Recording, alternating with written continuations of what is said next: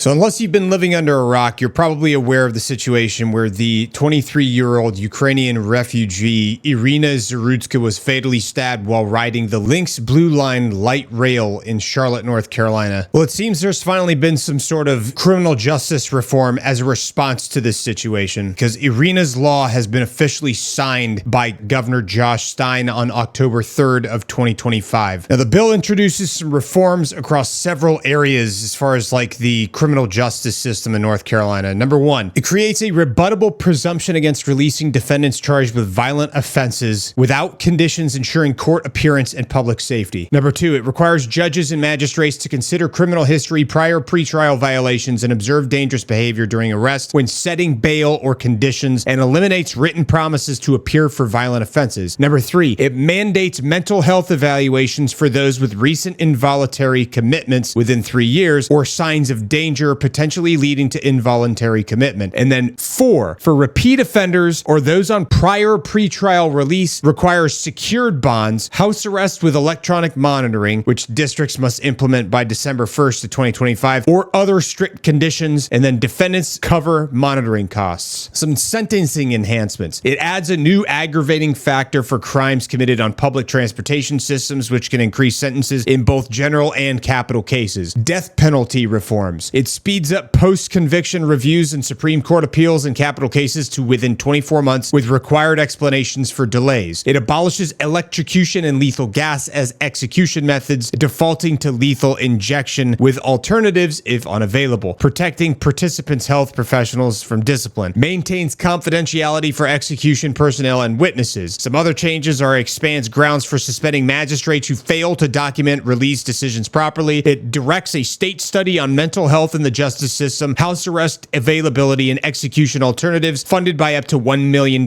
It prohibits recreating the expired task force for racial equity in criminal justice without legislative approval, and it modifies involuntary commitment and youth probation rules for serious felonies. Now, some supporters of this thing have said that it's going to prevent violent offenders from walking free and ensure accountability, while critics of this thing worry it could exacerbate jail overcrowding and disproportionately affect marginalized groups. But again, you can decide that for yourself.